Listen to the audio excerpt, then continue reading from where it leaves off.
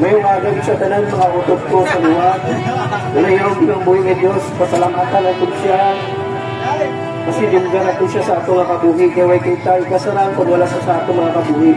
Mga utot na mas mitiniyon, nilawalik lang sa pulong sa Ginoo. Nga ginaremind kita sa pulong sa Diyos, kita nga tao. Kaya niluyag sa ang Diyos na malaglagang tao kung mampaimperno. Mga utot na mas mitiniyon, palangga kita sa Diyos. Kasi ang Bible, Matthew 4:4, hindi lang ang tao mabuhay sa tinapay, kundi sa pulong man yung pinakambal sa Diyos. Kita tanan mabuhay, kita siya kalibutan. Sa mga kinandanon, sa sininga kalibutan, ay importante sa tanan ng pulong sa Diyos.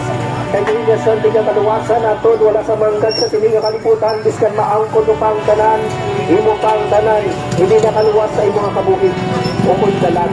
Mga uto na mag-iintinihon, nakatugabot sa sininga kalibutan, kung malakay man lang, hindi kita magtinero kung magpabilin. Hindi kita magpato sa sininga kalibutan. Kaya kita tanan may kamatayon.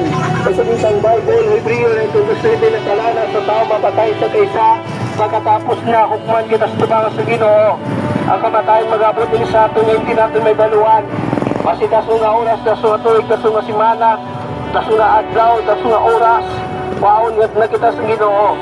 Ang importante sa tanan mga uto na mo sige tinuon mientras buhi kita sininga oras sa sininga takna matuna si Jesus Christ kag maginulsol kita sa aton mga sala kay kita tanan tulok sa sininga adlaw sa sininga tinuon. Kita tanan ayag sa tulan sa Ginoo, wala kita itago. Iska na aton buhok maisip ya. Labi na ginahin mo na ito ng adlaw. Mga uto na mo sige tinuon talang na kita sa Diyos. Kasi wala sa kapuslanan ng atong kabuhi. Kasi sa Romans 3:10 wala sa bisa nga matarang sa mata sa Diyos. Ang tanan na makasala ang nawadaan sa limayan sa Diyos. Pero kapasalamat kita sa ako nga paligugma sa Diyos sa ato nga kabuhi. Kasi sa John 3:16 kay giligugma sa Diyos sa kalibutan sa bagay nga ginhatag ni kaniya po sa anak.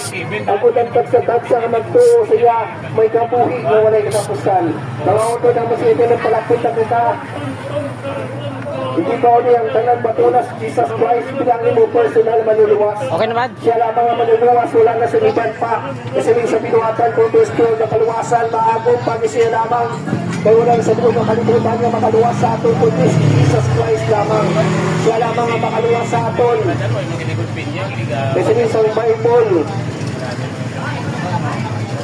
Romans 6:23 sa kabayanan sa sala kapatayon puro ang regalo sa Diyos kamo na walay katapusan para naman kay Kristo Jesus. Kani mga uto na mas kitinuan, pasalamatan natin siya at nawag na oras-oras magbasa lang kita Bible